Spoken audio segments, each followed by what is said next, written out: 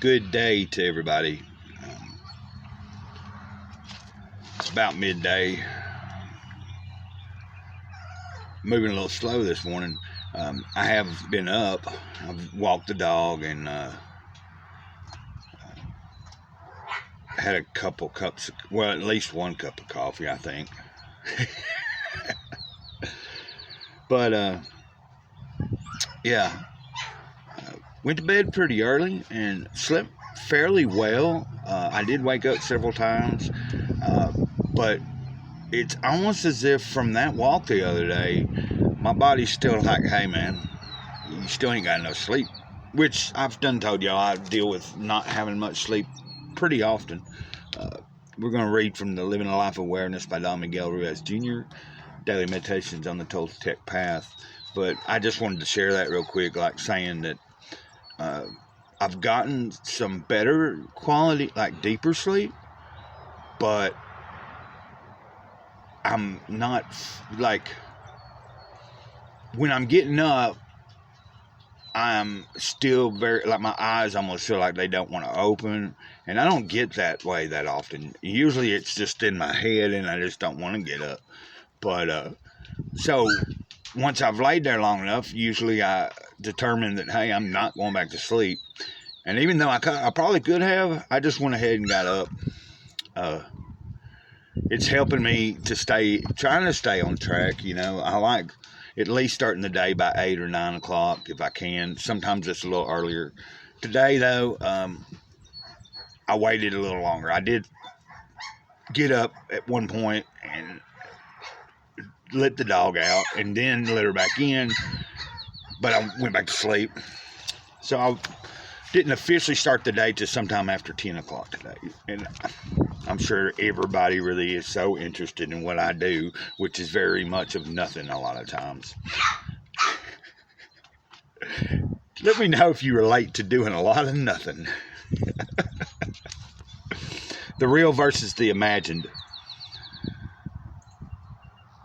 Oh, after I read this, there's one more thing I'm going to share that I think is interesting for me. Instead of simply experiencing love, being love, our narrators explain how love should feel, what makes us worthy of love, who should love us, and how they should express it, what we need to do or achieve to love ourselves, and what others need to do to receive our love in return.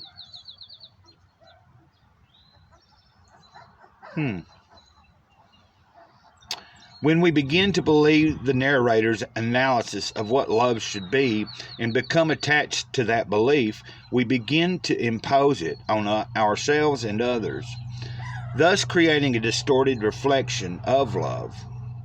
The narrators can convince us that if we can achieve an imagined perfection, we will be so full of love that life will be smooth going from that point on. But what has really happened is we have just made love conditional. Yeah, we've put conditions on love. Yep, it happens every day. Practice. Unconditional love occurs the moment we stop labeling, judging, and discerning that which appears in our field of awareness.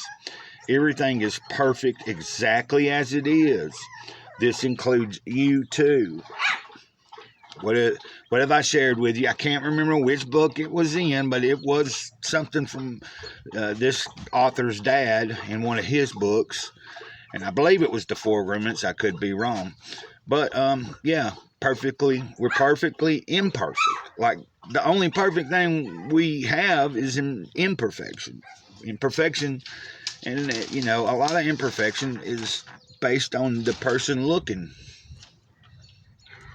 because some people perceive it different, kind of like beauty in the eye of the beholder. But once again, that's why we should always do our best and realize our best changes from day to day, moment to moment, second to second. Yeah, what I was thinking, if you'll notice, the past few days I've been able to read without putting them reading glasses on, and I'm contributing that mainly to the past several days. You know, I have maintained being less online during the actual day period. Like the other day, I walked to and from Ider, and then when I got home, it wasn't long afterwards, I was able to get a ride and go back out to do more stuff like actual grocery shopping and everything. So that led me to, I pretty much wasn't back home till around 8 o'clock that night, and then I had to put everything up, and then by the time I actually got online, only was online for a few hours before I was able to turn off the put the tablet down and drift off. I was feeling pretty good. I was amped up. I felt pretty good. Didn't feel as wore out as I thought I would from that walk. Now the next day, which was yesterday, I could feel it a little bit, especially when I walked Ladybird the first time.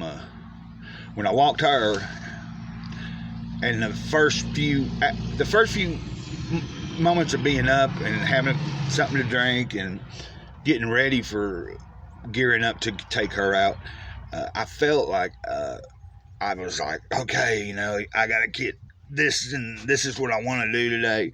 But then on the journey to walk her the first time, by the time I came back, I was like, yeah, my body's sore.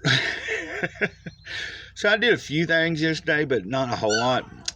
Cooked, stuff like that too. But then I ended up laying down for a while, but I didn't get back online too much. I stayed out of that, and that was pretty cool. Hopefully today let me just be quiet and get off of here. Y'all have a good day. Mr. Cloud, Sage of the Eternal Moment, over and out. Ditto.